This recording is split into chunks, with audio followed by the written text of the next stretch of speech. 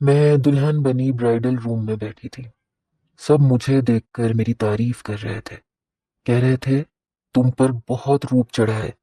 میرے ہاتھوں کی مہندی کا رنگ بے حد تیز تھا۔ جو بھی دیکھتا کہتا تھا تمہارے شوہر کو تم سے بے تحاشا محبت ہوگی۔ آج تو جتنی حسین لگ رہی ہو، تمہارے شوہر کے ہاتھوں تمہاری خیر نہیں ہے۔ اور میں ایسی باتوں پر مسکرا رہی تھی۔ دل میں اچھوتے سے جذبات جنم لے رہے تھے۔ بس ایک بار میں نے احسن کی تصویر دیکھی تھی اور اس پر فدا ہو گئی تھی۔ وہ بے حد خوبصورت نوجوان تھے۔ پچھلے 6 ماہ سے میں ان کی امانت تھی، اور 6 ماہ میں نے اتنے خواب سجائے تھے کہ بیان سے باہر ہے۔ آنکھیں بند کرتی تھی تو احسن کی شکل سامنے آ جاتی تھی۔ 6 ماہ میں نے اس سے غائبانہ محبت کی تھی، اور اب اس کی دلہن بنی بیٹھی اسی کی منتظر تھی۔ احسن ایک خوش شکل اور اسمارٹ نوجوان تھا، لیکن میرے ہوش اس وقت اڑنے شروع ہوئے جب وقت گزرنے لگا اور میری بارات نہیں آ رہی تھی۔ میرے والد بے حد پریشان تھے۔ میری والدہ بار بار میری ساس کو فون کر رہی تھی، لیکن ان کے گھر سے تو کوئی فون ہی نہیں اٹھا رہا تھا۔ اب تو مجھے بھی پریشانی ہونے لگی تھی، آخر وہ لوگ فون کیوں نہیں اٹھا رہے تھے؟ میرے والد نے میرے چھوٹے بھائی کو ان کے گھر بھیجا تاکہ پتہ کریں کہ کیا وجہ ہے، اور جو وجہ سامنے آئی اس نے تو گویا میری جان نکال کے رکھ دی۔ وہ کہنے لگے کہ احسن نہ جانے کہاں بھاگ گیا ہے، صبح سے ہی گھر میں نہیں ہے، ہم اسے ڈھونڈ ڈھونڈ کے تھک گئے ہیں۔ میرا بھائی کہنے لگا کہ وہ شادی کے موقع پر کہاں جا سکتا ہے۔ وہ کہنے لگے کہ ہم نہیں جانتے، لیکن پتہ نہیں کہاں گیا ہے، ہم اسی کے منتظر ہیں، جیسے ہی وہ آئے گا تو بارات لے کر آ جائیں گے۔ احسن کا چھوٹا بھائی کہنے لگا کہ بھائی تو اس رشتے پر راضی نہیں تھے، اماں ابا نے زبردستی کیا تھا، اسی لیے وہ بھاگ گئے، ہمیں نہیں لگتا کہ وہ واپس آئیں گے۔ اس کا یہ کہنا تھا کہ اس کی ماں اسے گورنے لگی، لیکن میرا بھائی سمجھ گیا کہ اب میری بارات کبھی نہیں آئے گی۔ جب یہ بات اس نے میرج ہال میں آ کر میرے والدین کو بتائی تو وہ لوگ وہیں پر دل پکڑ کر بیٹھ گئے۔ رونا دھونا مچ گیا، سب لوگوں میں چہمگوئیاں ہونے لگی۔ کوئی مجھے منحوس کہنے لگا، کوئی لڑکے والوں کو برا بھلا کہنے لگا۔ جتنے منہ اتنی باتیں۔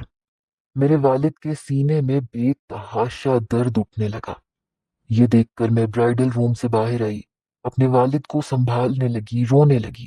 مجھ سے بڑی 2 بہنیں اپنے شوہروں کے ساتھ آئی تھیں، لیکن بجائے ان کے شوہر میرے والد کو سنبھالتے، وہ مجھے برا بھلا کہنے لگے کہ ایسی لڑکی کی کوئی عزت نہیں ہوتی جس کی بارات واپس چلی جائے۔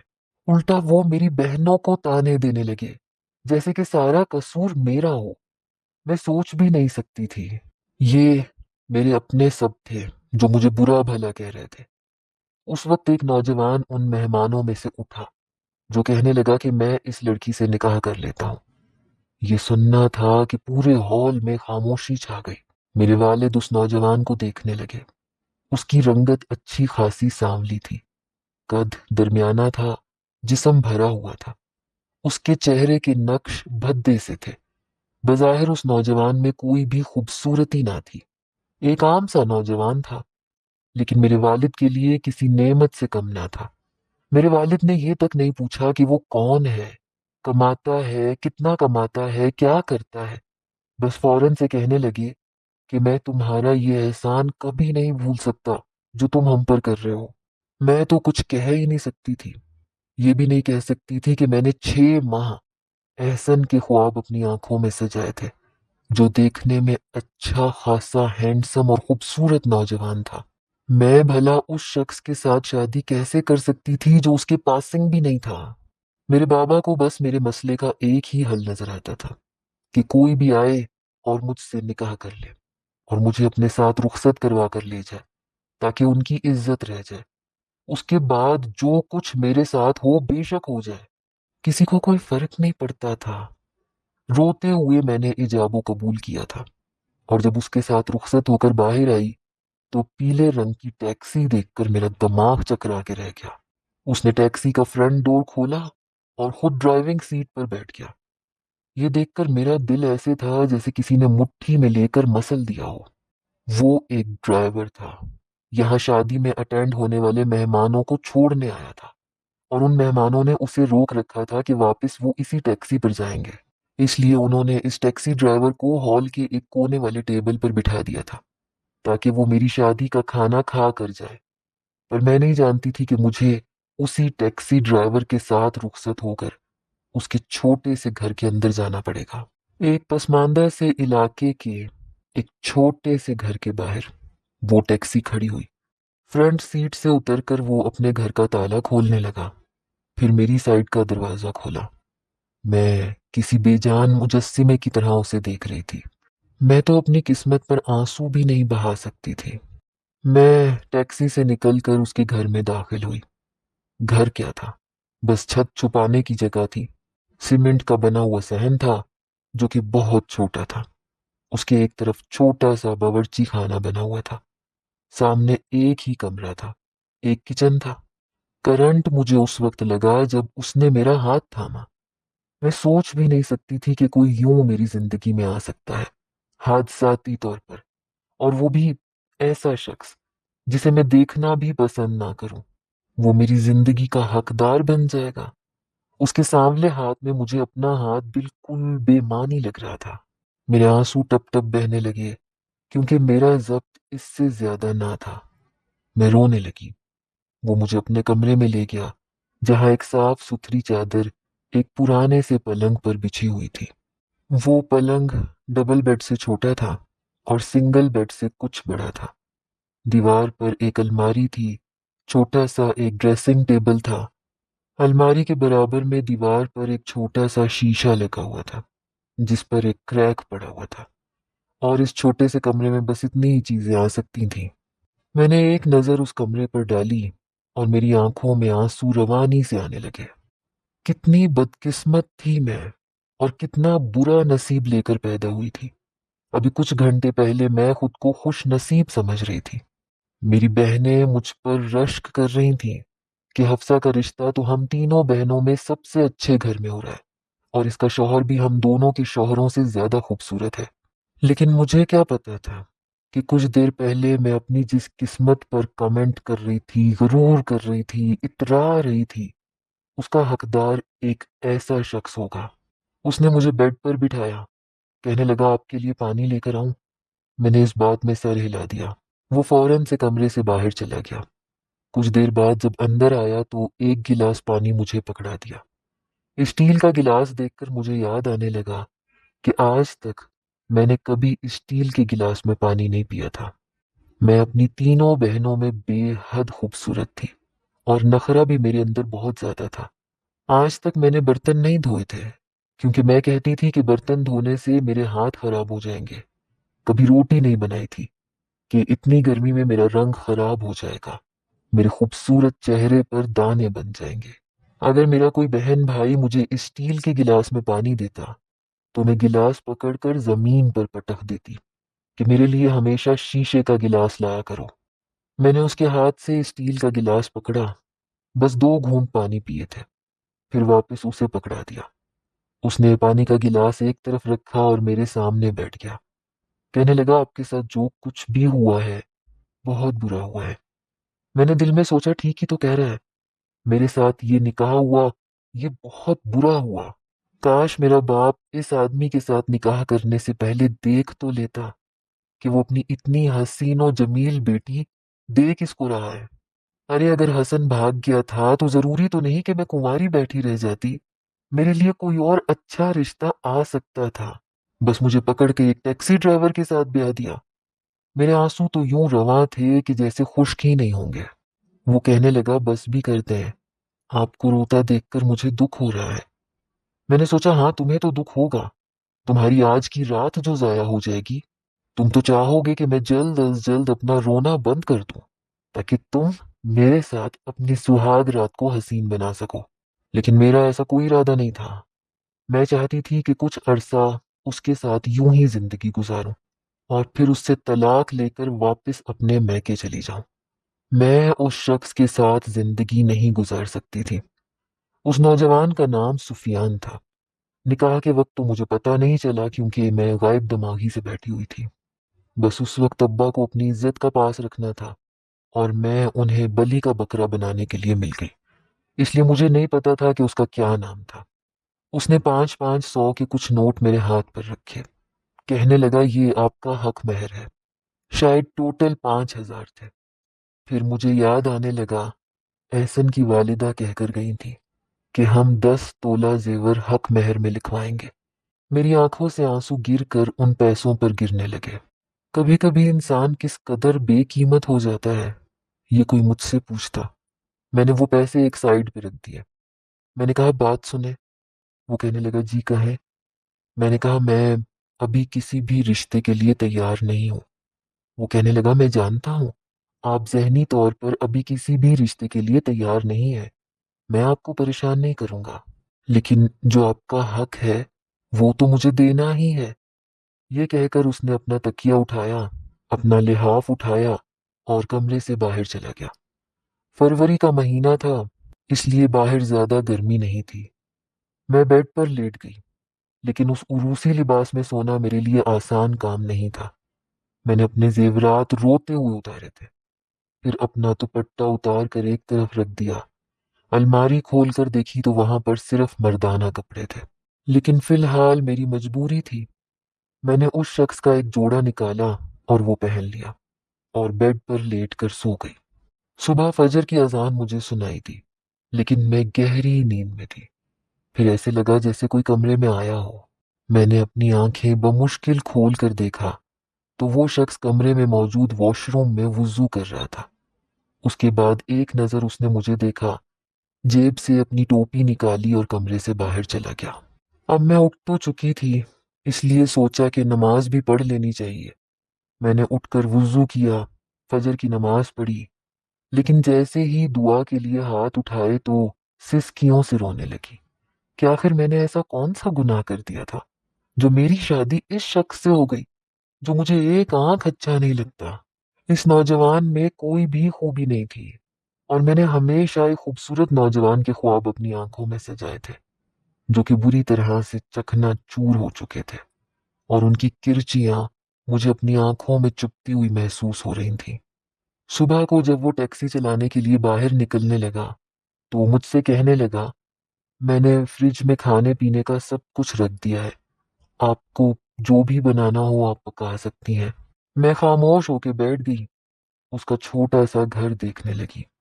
میرے ماں باپ نے تو مجھے پلٹ کر پوچھا تک نہیں تھا کہ میں زندہ ہوں یا مر گئی۔ میں جب بھی اپنی گزشتہ زندگی کو یاد کرتی تھی مجھے رونا آنے لگتا تھا۔ بار بار میں اپنے رب سے ایک ہی سوال کرتی تھی کہ میرا کیا قصور تھا جو میری شادی ایسے شخص کے ساتھ ہو گئی۔ شام کو جب وہ واپس آیا تو میں نے بس دال ہی بنائی تھی۔ اس نے چپ چاپ وہ دال کھا لی اور چند شاپر میری طرف بڑھا دیے، کہنے لگا اس میں کچھ خواتین کے کپڑے ہیں پہننے کے لیے۔ مجھے زیادہ اندازہ تو تھا نہیں، اس لیے جو سمجھ میں آیا وہ میں نے لے لیا۔ 2 دن سے آپ نے میرا لباس پہنا ہوا ہے اور اس حلیے میں میں آپ کو باہر نہیں لے جا سکتا۔ پھر کہنے لگا اس شاپر میں برقع بھی ہے، اسے پہن لیجیے گا۔ میں نے کہا مجھے عادت نہیں ہے۔ کہنے لگا ڈالیں گی تو ہو جائے گی۔ میں نے کہا مجھے نہ تو ایسی کوئی عادت ہے اور نہ میں ڈالنا چاہتی ہوں۔ میں نے بڑی بے رخی سے جواب دیا تھا۔ پھر میں کچن میں آ گئی، برتن دھوئے اور ویسے ہی کمرے میں آ کر بیٹھ گئی۔ اس نے وہی شاپر جو باہر رکھے تھے اندر لا کر رکھ دیے۔ کہنے لگا ان کپڑوں میں ایک میرون کلر کا جوڑا بھی ہے، وہ پہن لیجیے گا۔ یہ سن کر میرا دل حلق میں آیا تھا۔ جیسے ہی میں نے وہ شاپر کھول کر دیکھا تو وہ ایک ہلکا پھلکا سا فینسی سا جوڑا تھا جس کا کلر میرون تھا۔ اس کے ساتھ میرون چوڑیاں بھی تھیں، میرون کلر کی لپسٹک بھی تھی اور کچھ میک اپ بھی تھا۔ پھر میں نے اس کی طرف دیکھا تو وہ مسکرا رہا تھا۔ اس کی مسکراہٹ دیکھ کر میرے پورے جسم میں مجھے جھرجھری سی آنے لگی۔ میں نے کہا میں آپ کے ساتھ ایسا کوئی بھی رشتہ نہیں بنا سکتی۔ کہنے لگا اب تو کافی دن گزر چکے ہیں۔ میں نے کہا دیکھیں میری بات سنیں، مجھے آپ پسند نہیں ہے، میں آپ سے محبت نہیں کرتی، جو کچھ ہوا وہ حادثاتی طور پر ہوا تھا۔ کہنے لگا میں جانتا ہوں سب کچھ ویسا نہیں ہوا جیسے ہونا چاہیے تھا، لیکن ہو تو چکا ہے نا، آپ کو میرے جذبات کا بھی خیال رکھنا چاہیے۔ اور رہی بات محبت کی، تو محبت تو ہمیشہ شادی کے بعد ہی ہوتی ہے۔ آپ اسے پہن لیں، میں باہر آپ کا انتظار کر رہا ہوں۔ میں اس کے ساتھ ایسا کوئی بھی تعلق قائم نہیں کرنا چاہتی تھی۔ 1 گھنٹے بعد وہ کمرے میں آیا تو مجھے اسی پرانے حلیے میں دیکھ کر وہ پاس آ کر بیٹھ گیا۔ کہنے لگا آپ نے کپڑے کیوں نہیں بدلے؟ میں نے کہا میں آپ سے محبت نہیں کرتی، آپ چاہیں تو مجھے چھوڑ سکتے ہیں۔ میرا یہ کہنا تھا کہ اس کے ماتھے پر بل پڑے۔ بڑے غصے سے مجھے دیکھنے لگا، کہنے لگا میں نے آپ کو اپنی عزت اس لیے نہیں بنایا تھا کہ آپ کو چھوڑ دوں۔ سب کے سامنے انسان چھوڑنے کے لیے نہیں اپناتا۔ میں نے کہا میں آپ سے پہلے بھی کہہ چکی ہوں کہ وہ ایک وقتی مجبوری تھی۔ پلیز اس رشتے کو اپنے سر پر سوار مت کریں۔ میرا اور آپ کا کوئی جوڑ نہیں ہے۔ میں اچھی خاصی تعلیم یافتہ ہوں، نوکری کر کے اپنا گزارا کر سکتی ہوں۔ کہنے لگا ٹھیک ہے، کتنا وقت چاہیے آپ کو؟ میں آپ کو وقت دے دیتا ہوں۔ میں نے کہا مجھے فیصلہ چاہیے، دے سکتے ہیں تو بڑی نوازش ہوگی آپ کی۔ میری یہ بات سن کے وہ واپس باہر چلا گیا۔ اگلے روز میں صحن میں بیٹھی چائے پی رہی تھی جب سامنے سے شش شش کی آواز مجھے سنائی دی۔ میں نے دیکھا تو ایک خوبصورت نوجوان سامنے چھت پر کھڑا مجھے اشارے کر رہا تھا۔ اپنی انگلی سے گول دائرہ بنا کر باقی کی انگلیاں کھڑی کر کے مجھے یہ بتانے کی کوشش کر رہا تھا کہ میں بے حد خوبصورت ہوں۔ میرے ہوش اس وقت اڑے جب اس لڑکے نے ایک فلائنگ کس مجھے بھیجی، پھر اپنی آنکھ ونک کر کے مجھے دیکھنے لگا، مسکرانے لگا۔ حالانکہ یہ حرکت غیر اخلاقی تھی، لیکن وہ نوجوان کافی ہینڈسم قسم کا تھا۔ پھر اشارے اشارے میں اس نے مجھ سے میرا فون نمبر مانگا۔ میں نے انگلیوں کے اشارے سے اسے فون نمبر بتا دیا۔ عین اسی وقت گھر کا دروازہ کھلا، سفیان اندر داخل ہوا۔ اسے دیکھ کر میں کچھ نروس سی ہو گئی۔ وہ نوجوان بھی اپنی چھت سے نیچے اتر گیا۔ دوسری نظر سفیان نے اس چھت پر ہی ڈالی تھی۔ مجھ سے کہنے لگا یہاں مت بیٹھا کریں، سامنے بہت چھچورے قسم کے نوجوان رہتے ہیں، کام دھندا کوئی ہے نہیں، محلے کی لڑکیوں کو پریشان کرتے ہیں۔ میں نے دل میں سوچا کہ جو بھی کرتے ہیں میرا تو وقت گزر ہی جائے گا، کم از کم شکل و صورت میں سفیان سے تو کئی درجہ بہتر ہے۔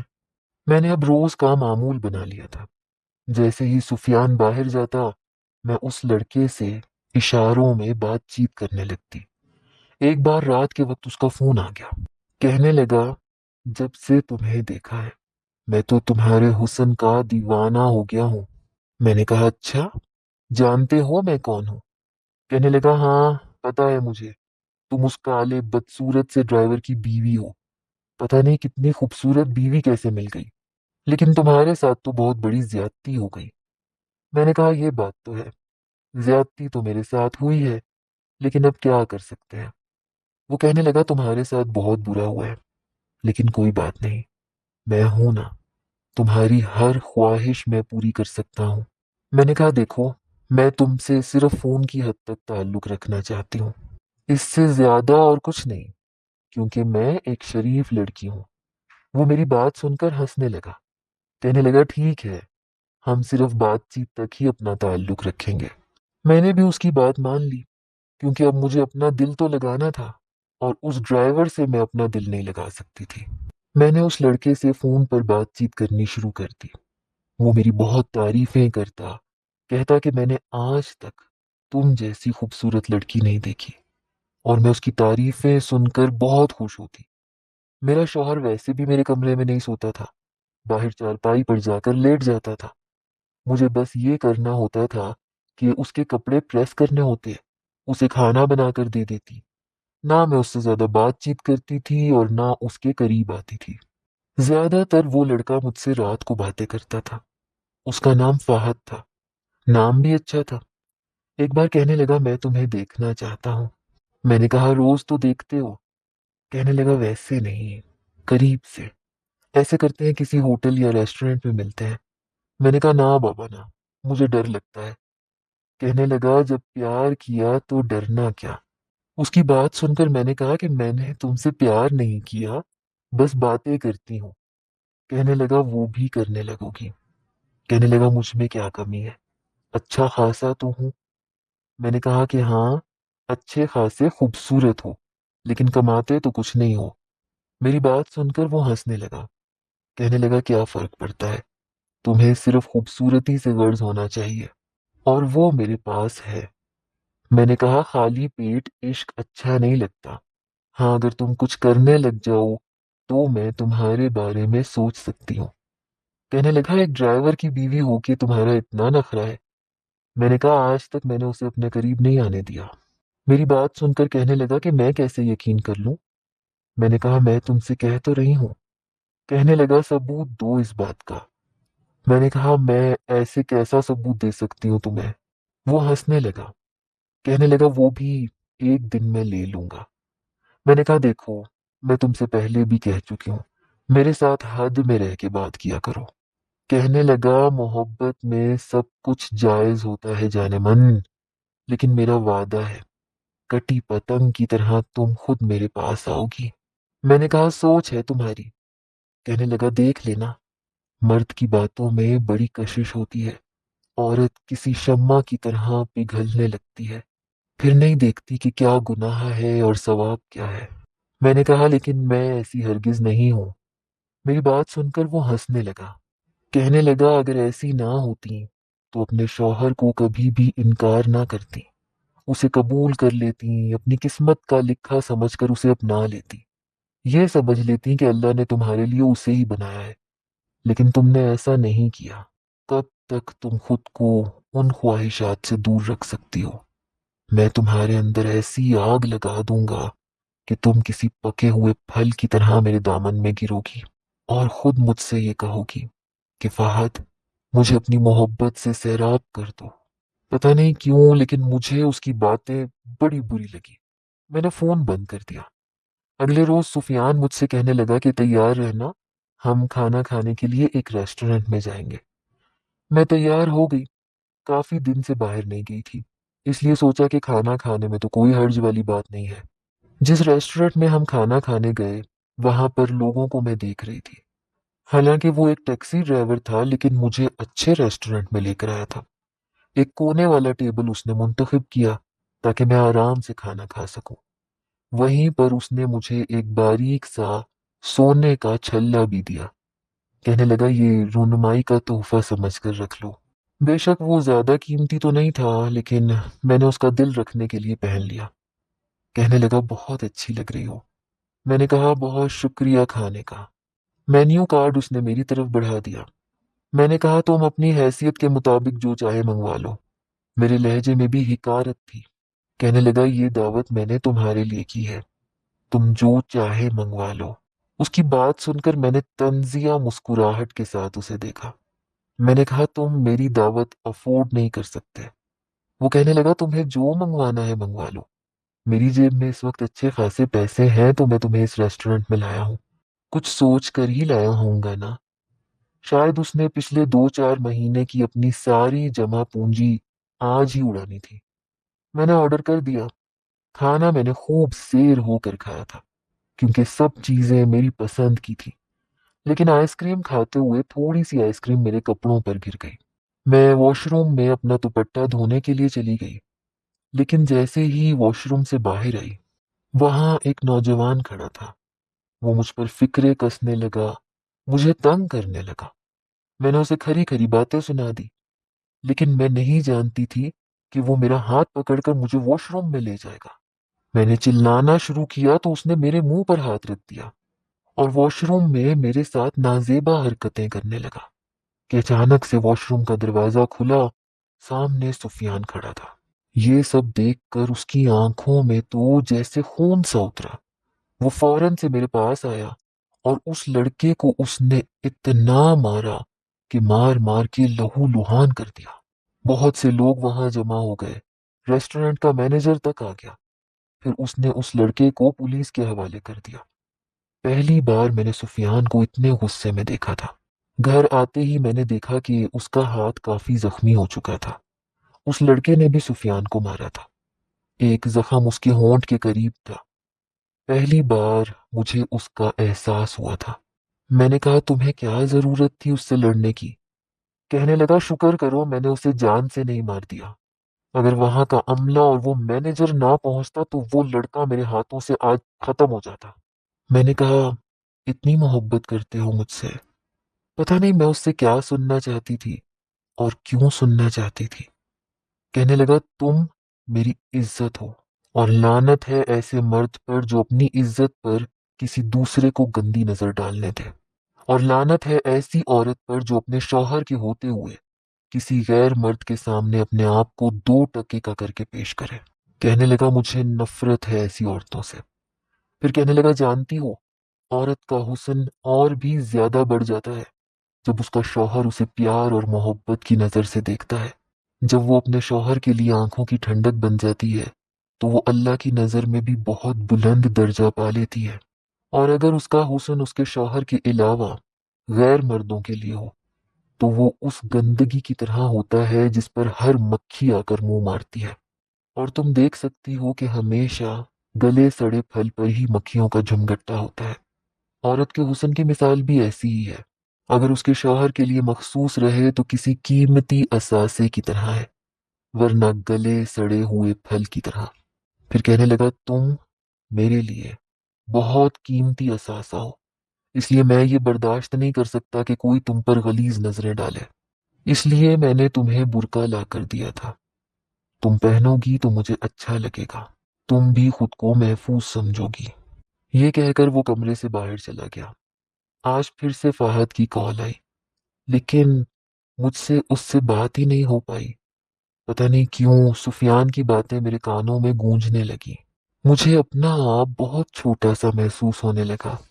میں نے خواہ فہد سے لڑائی کر لی، اسے اچھی خاصی سنائی اور فون بند کر دیا۔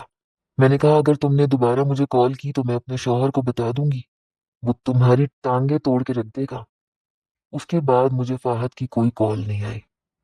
آج میں خوب تیار ہوئی، سفیان کی پسند کا کھانا بھی بنایا، کیونکہ میں اتنی بھی بری نہیں تھی کہ خود کو 2 ٹکے کا کر لیتی۔ اس لیے میں نے سوچا کہ اب میں اپنے آپ کو نایاب کر لوں گی، اس کی ہو جاؤں گی جس نے مجھے عزت دی، بھری برادری میں میرا مان رکھا۔ سفیان میرے لیے اس وقت ہر حسین مرد سے زیادہ خوبصورت تھا۔ شاید انسان کی نظر سامنے والے کو خوبصورت اور بدصورت بناتی ہے، ورنہ اللہ کا بنایا ہوا ہر بندہ ہی خوبصورت ہوتا ہے۔ جن نظروں سے میں آج اسے دیکھ رہی تھی، مجھے اس میں کوئی بھی نقص نظر نہیں آ رہا تھا۔ اس کا سانولا رنگ مجھے اس کے چہرے پر جچتا ہوا محسوس ہو رہا تھا، اور آج جن نظروں سے وہ مجھے نواز رہا تھا، مجھے اپنا آپ سیراب ہوتا ہوا محسوس ہو رہا تھا۔ وہ میرے لیے پھولوں کے گجرے لایا تھا جو میں نے مسکرا کر اپنی کلائیوں میں پہنے تھے۔ پھر اپنی کلائی اس کی طرف بڑھا دی۔ وہ مجھے حیرت سے دیکھنے لگا۔ میں نے کہا، میں بہت قیمتی ہونا چاہتی ہوں، کیا آپ مجھے انمول کر دیں گے؟ میرے سوال پر اس نے میرا ہاتھ تھام کر اپنے لبوں پر لگایا۔ سفیان کی محبت نے مجھے یکسر بدل کے رکھ دیا۔ میں 5 وقت کی نماز پابندی سے پڑھنے لگی ہوں کیونکہ سفیان بھی نماز کا عادی ہے۔ میں پردہ کرنے لگی ہوں کیونکہ سفیان کو پسند ہے۔ اس کی محبت میں اس کے رنگ میں رنگنے لگی ہوں، اس طرح سے کہ مجھے خود بھی پتہ نہیں چلا۔ پاکیزہ رشتے کی کشش کبھی ختم نہیں ہوتی، ہمیشہ قائم رہتی ہے، اور گناہ کے بعد انسان کو خود پر گناہ کا بوجھ ہمیشہ محسوس ہوتا رہتا ہے۔ میں اب خود کو خوش نصیب سمجھتی ہوں کہ مجھے سفیان جیسا شوہر ملا ہے۔